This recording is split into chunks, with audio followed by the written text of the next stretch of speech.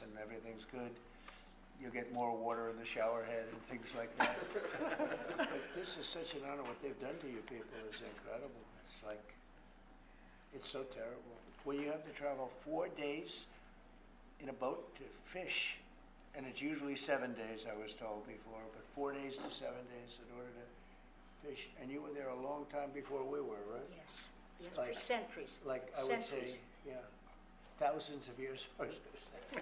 Mr. President, Please. you have another fishery in the Pacific Ocean. This is the Persane fishery that fishes for canned tuna, and then the fishery in Hawaii fishes for fresh tuna.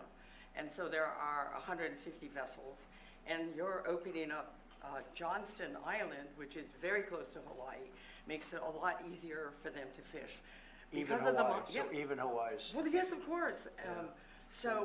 You're helping the entire fleet, and most of our fish are sold on the mainland. We also fish for swordfish, and when we have too many regulations for our swordfish fishery, you get swordfish from Peru, Brazil, and all those other places that don't have the same management measures that we have in the United States. So we are very grateful in Hawaii for this, the fishermen, and it's fantastic. So what's the difference? You say canned tuna. Right, you have two different U.S. fisheries there. Yeah, but the same tuna. Different. No, that's skipjack, albacore, and yellowfin, and then So albacore is canned tuna, right? right. I and know s- that from, I watched that. You've seen the can. So yeah. So our fishery fishes for the sashimi quality fish. So it's all fresh. It's an ice fishery, and it's been around since what started in the early 1900s. And Well, it's been around for millions of years. right, exactly. Long before us. Right, exactly. That's great. So, that's where you're getting your sashimi and your swordfish from. Most of the swordfish that you eat on the mainland comes from our fishery. You know, they shut down also areas off Maine, you know, the Maine lobster. Oh, yes, yes. And I think we're going to have to open that one up really quickly too. But we did it, and then after the election, which was totally rigged, they went out and they put it back again. We'll have that for you next It was like 500 square miles or some ridiculous thing like that. And Canada fishes there, but we're not allowed to. Can you imagine? They restricted it, but Canada fishes there. Please. Mr. President, this is such a great honor. Today in American Samoa, we're celebrating the 125th Flag Day. It's the first day celebrating when the U.S. flag was first raised there. At this very moment, they're celebrating that. So this is a monumental occasion for the people of American Samoa, and we are truly. So this is a big thing that's This going is on right now. because we're a tuna-dependent economy. 99.5% of our exports is tuna. 99.5%? Yeah. Well, what about the other half? And then about 80% of our private employment is related to That's the tuna industry. unbelievable. So yes, this is a big thing for the territory. So what One is- industry economy. Right, what's this going to do in terms, it's so interesting to me, it's so horrible and so stupid. It's so stupid. We're talking about a massive ocean, and they're forced to travel 4 to 7 days to go and fish in an area that's not as good and is probably a little more dangerous, the whole thing. So how is this going to affect your business? It's going to be many more, I mean, you're going to be able to do much more business, I would think, right? Yes, we would think that this will definitely result in more fish deliveries, and more fish deliveries is more economic gains for the territory. Tell us what happens when you say China and other people steal your fish. When, Well, in other words, you're forced to go to areas because, that are very dangerous. Well, because of the monuments and overlays of sanctuaries, our fishermen mostly fish on the high seas. And if you look at Global Watch, you will see China, Japan, Korea, and Taiwan all fishing on our very edge of the 200-mile zone. So our fishing, we're in competition with them. And also, their dumping of their fish on U.S. markets lowers the price for our fishermen. And that's another difficult thing that we hope you'll take care of soon. And what about the stealing of your fish?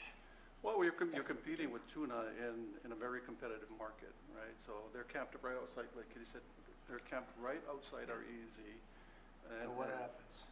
And they're taking our fish because it's migratory. Tuna is migratory. Because we They can't don't- fish in our zone, the fish goes to whoever. And they come in and it's at a night. Yes, they do.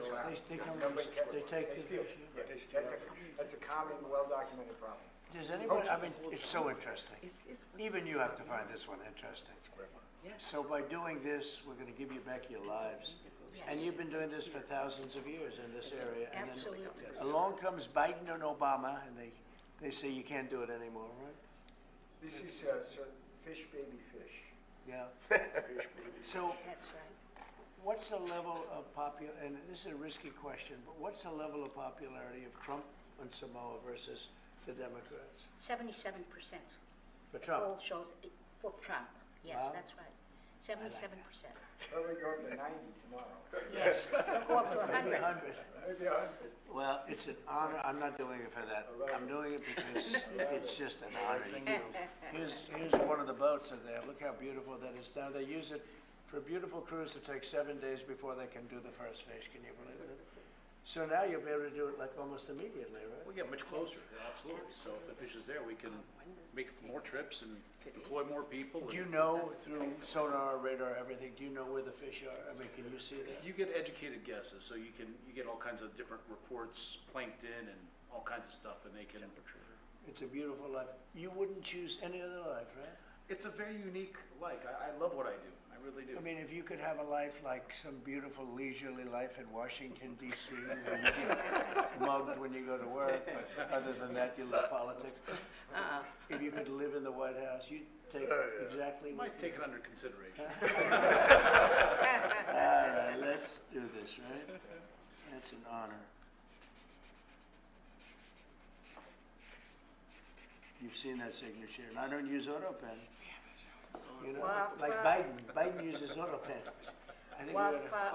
Wafa'afitai, wafa'afitai, wamani mata'eva'ai, watasilawa'oi, watasilawa'oi, ilone fa'amoy moy.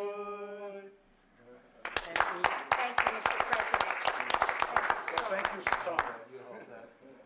And what is the second one, please? We have one more also relating to fisheries, sir. This is an executive order on seafood competitiveness. Currently, we have two basic problems here. One is that the American seafood industry is dramatically overregulated. Our fisheries are dramatically overregulated. The other is that we have unfair trade practices from our foreign trading partners relating to the seafood industry. So this executive order is going to attempt to address both of those. The Department of Commerce, other federal departments and agencies are going to work with the fisheries to establish common sense regulatory reforms. How long will that take? I think we're expecting to move as quickly as we can. Yes, sir. You know what I mean, you know exactly what we're talking about already, right? It's crazy. The regulation. It is. Secretary Lutnick is going to fast track that, I can assure you. Howard, please, go ahead. Sure. So you just heard us, the economic zone around Hawaii and Samoa is huge, and it's exclusively ours. So why wouldn't we have our fishermen fish there? I mean, imagine saying our own fishermen, every country in the world, they all fish the 200 miles off their coast, and we were stopping our own fishermen from going off the coast. It's totally the opposite of common sense. That's why President Trump has changed it. Now let's talk about regulation.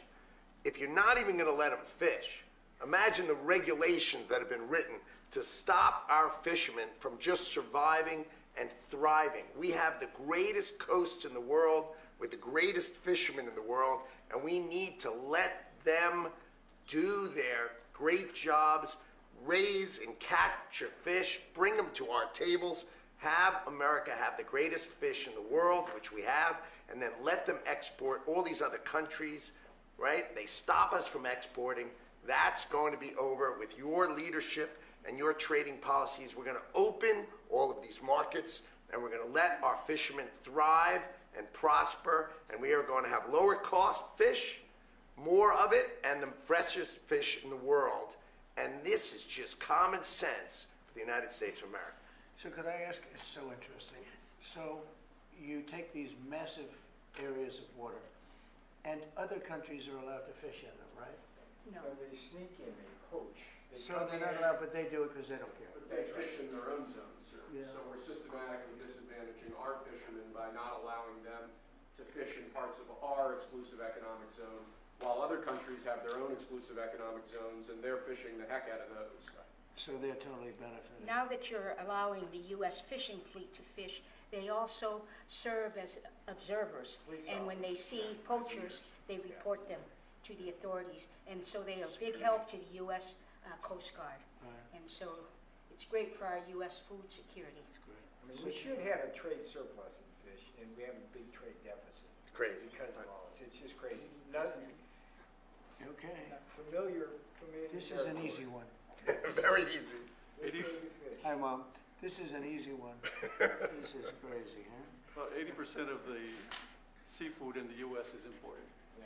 So Can you imagine that? this We is very- import seafood, and we have the greatest coast So and what- fishing in the world. Okay, so in Maine, they do something similar. I think it's like 500 miles or something, some crazy thing. And Canada goes and they fish there, other people fish there, Europe fishes there. The Maine lobster. You can't get Maine lobsters because so Maine's forced to go for days out to some other area that's not as good. We have to free that up too. We'll have that on your desk next week, I promise. The Maine lobster, right? Yeah. It's incredible. You did it last Think of it. time, and they undid it. Canada fishes there. Biden undid No, we're it. not allowed to, yeah. I did it last time in Maine, and they undid it. That's why we have to stay president for a long time. Okay. Thank you, everybody. What an honor. It's a great honor. Thank you, sir. Thank you, Take care Mr. of yourself. President. Thank you, Mr. President. Thank you very much. Thank you very Thank much. you very much. Thank you, Mr. President. Great job. Beautiful. You guys look like a real athlete right here. There, okay, all right. I get a sheet too. Mr. Thank President, you. breaking news, a short time ago, the Supreme Court agreed to hear oral arguments in the case about ending birthright citizenship. How confident are you that the court will rule in your favor and allow that order to end birthright citizenship to go forward? Well, you're just telling me that for the first time. I am so happy. I think the case has been so misunderstood. That case, birthright citizenship, is about slavery. If you look at the details of it, the signings of it, everything else, that case is all about slavery. And if you view it from that standpoint, people understand it. But for some reason, lawyers don't talk about it, the news doesn't talk about it. That's not about tourists coming in and touching a piece of sand and all of a sudden they're a citizenship. They're a citizen. That is all about slavery. And even look at the dates on which it was signed. It was right at that era, right after the Civil War. And if you look at it that way, the case is an easy case to win. And I hope the lawyers talk about birthright, citizenship, and slavery, because that's what it was all about. And it was a very positive, it was meant to be positive. And they use it now instead, not for slavery, they use it for people that come into our country and they walk in and all of a sudden they become citizens and they pay a lot of money to different cartels and others. It's all about slavery, and if you look at it that way, we should win that case. Okay. Mr. President, following that, we have a great relationship with the President of El Salvador. Will you ask him to release Abrego Garcia so that you can facilitate his return here to the United States? And do you believe he deserves due process here? Well, I must tell you, I have to refer again to the lawyers. I'll have to do what they ask me to do. I had heard that there were a lot of things about a certain gentleman, perhaps it was that gentleman, that would make that case be a case that's easily winnable on appeal. So we'll just have to see. I'm going to have to respond to the lawyers. Mr. President, we're learning that there are now 2 deceased following that shooting at Florida State University. Following and amid that, is there any changes that you want to see to gun legislation? Anything you see broken with gun laws in our Well, I'm country? going to have to, look, I'm a big advocate of the Second Amendment. I have been from the beginning. I protected it. And these things are terrible. But the gun doesn't do the shooting. The people do. It's, a phrase that's used probably too often.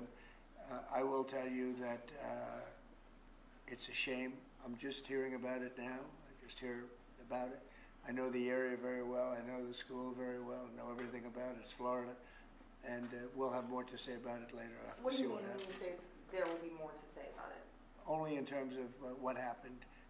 As far as legislation is concerned, this has been going on for a long time. I have an obligation to protect the Second Amendment. I ran on the Second Amendment, among many other things. and I will always protect the Second Amendment. Mr. President, question about the United Kingdom. Reports that you're going to go and stay with the King in September. Can Yes. you confirm that? What are you looking forward to? Well, I was invited by the King and by the country, great country, they're going to do a second, as you know, a second fest, and that's what it is. It's a fest, and it's beautiful. And it's the first time it's ever happened to one person, and the reason is that we have two separate terms. And it's an honor to be, I'm a friend of Charles. I have great respect for King Charles and the family, William.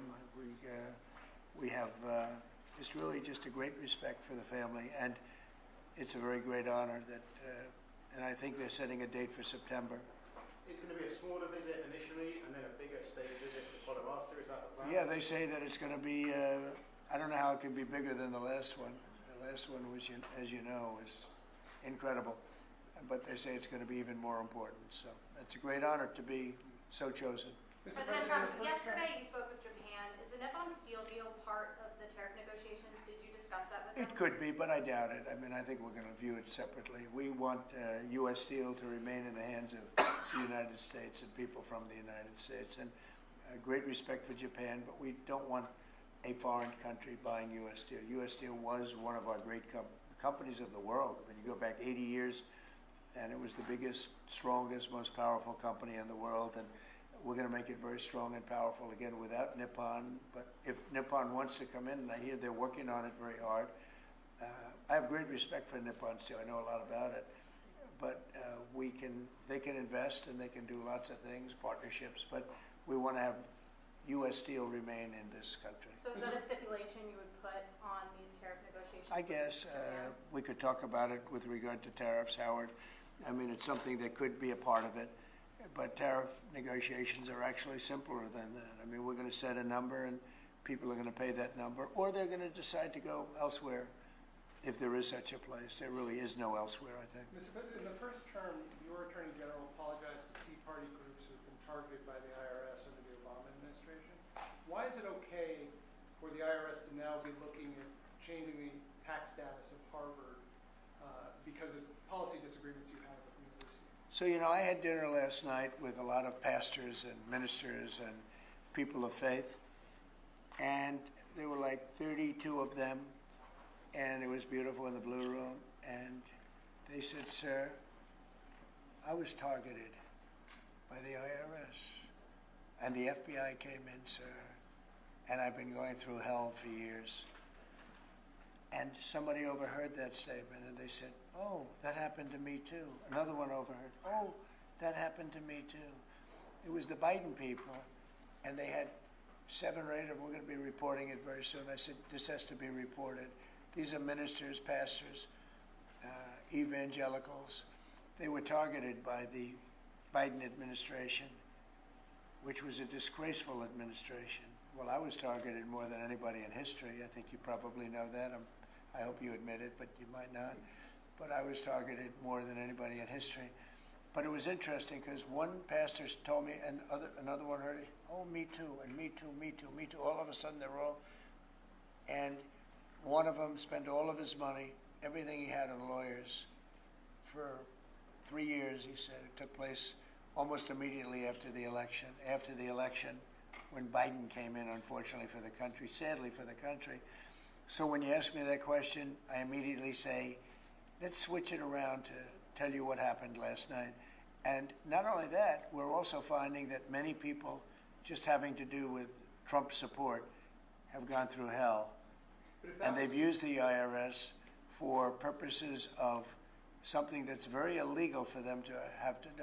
What are you trying to It's a achieve? very illegal, it's a very, very illegal thing to do what they did. And I think it's such a shame. That was long what? If that was wrong, why are you considering changing the tax status of Harvard? Because I think Harvard's a disgrace. I think what they did was a disgrace. They're obviously anti-Semitic, and all of a sudden they're starting to behave. But when you see what they were saying, what they were doing, when you see the way they took care of events, when you watch that woman, that horrendous president that ruined the image of Harvard, maybe permanently, in Congress, in the halls of Congress. When you take a look at what happened there, it was horrific. And, you know, I've looked at a lot having to do with it. I'm not involved in it. It's being handled by lawyers. I read about it just like you did. But tax exempt status, I mean, it's a privilege. It's really a privilege. And it's been abused by a lot more than Harvard, too. By a lot more than Harvard. So we'll see how that all works out. I don't think they've made a final ruling. I don't believe they've made a final ruling, but it's something that these schools really have to be very, very careful with.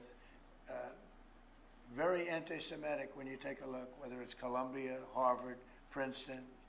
I don't know what's going on, but when you see how badly they've acted, and in other ways also.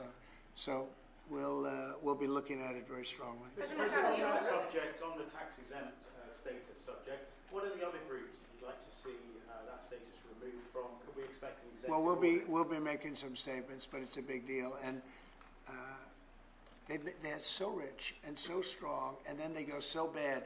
They've earned so much by being a member of this country, you know, a member of this group, this beautiful group of people in this country, and then they go and they abuse their power like that. I think it's, you know, I think it's very sad. Are we talking about immigrant rights groups, environmental rights Could be. groups? Could be. I mean, look, environmental. I have a group named CREW. CREW. You ever hear of it? I think it's CREW. And they have a guy that heads CREW.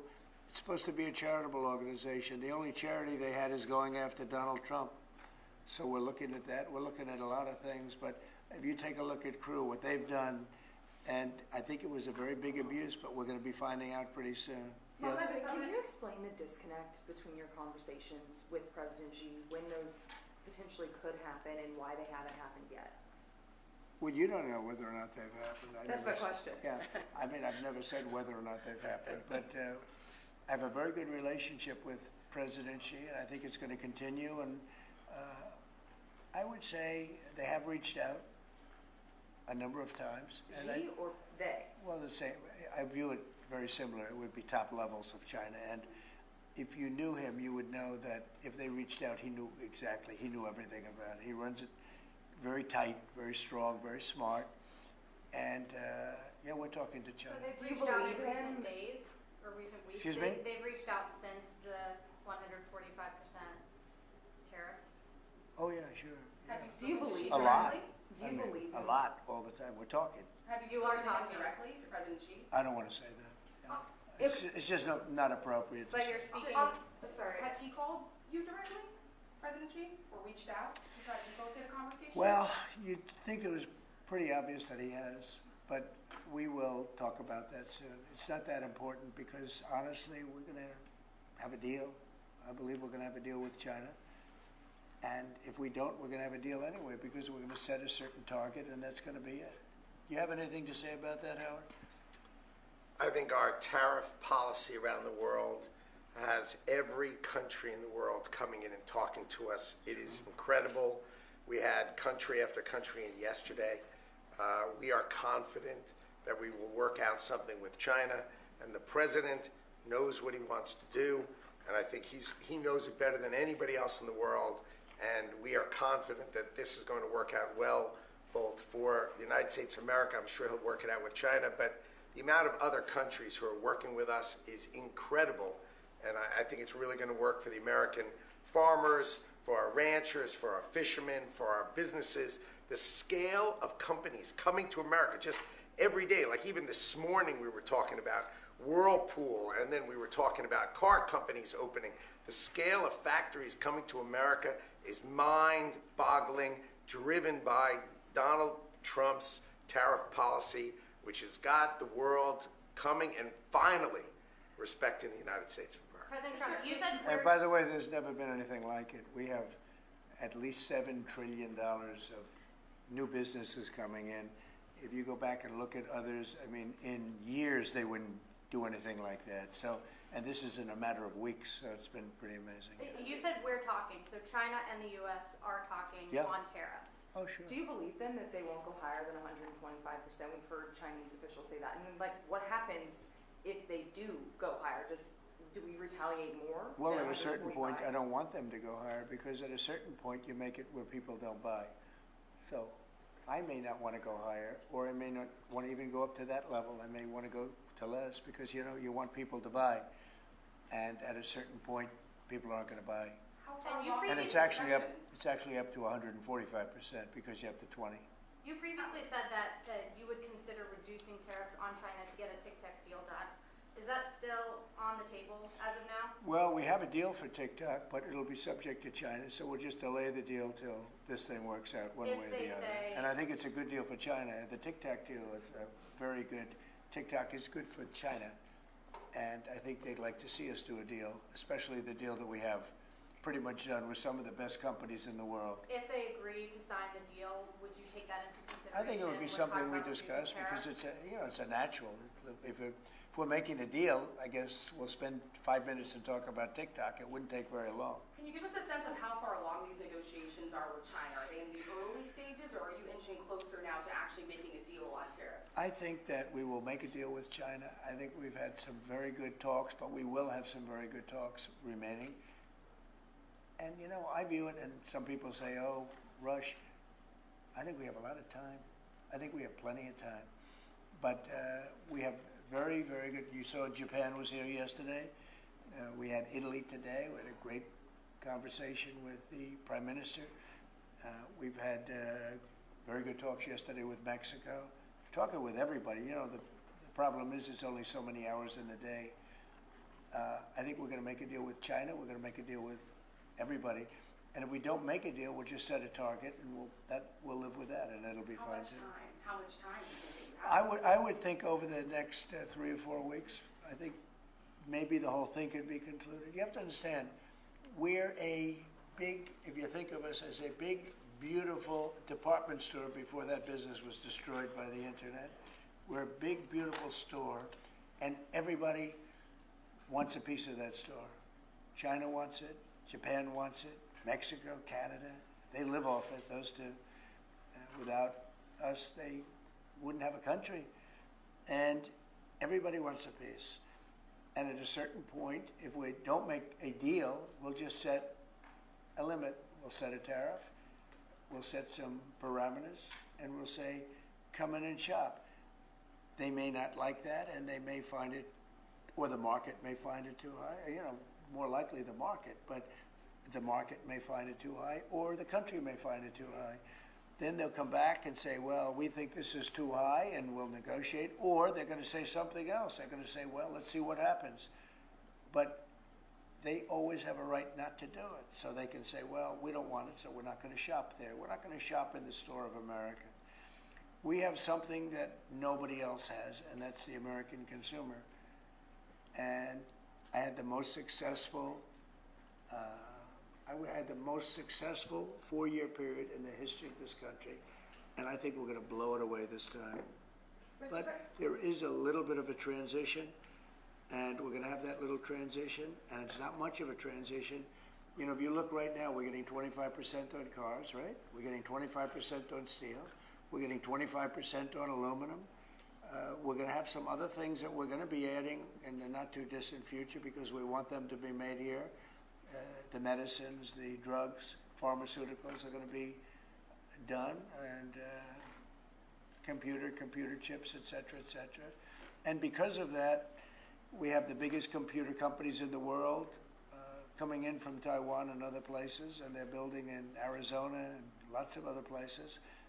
We're number one in AI by far. We're leading China by a lot, by tremendous amounts. We're going to supply electricity at levels never supplied before. They're going to build their own electric. We're going to let them become a utility, essentially. And it's going to be amazing for the country. They're going to build their own electric plants. We have to double up our electricity to remain number one in AI. We're going to have to double up our electricity take our whole country. We're going to have to double up our electricity. Think of that. And probably even triple it up. And we're going to let them build their own electric plants with their plant that they're building for the AI or whatever they're doing. Never been done before. We're going to get them quick approvals. It's going to be very clean, going to be very nice. And we're going to get them very fast approvals. And people are investing in this country like they've never invested before. Thank you very much, everybody. Thank you, press. Thank you, press. Thank you, press. Thank you. We're headed out. Thank you, guys. Let's go right here. Let's go. Thank you. Thanks, Alex. Thank you, guys.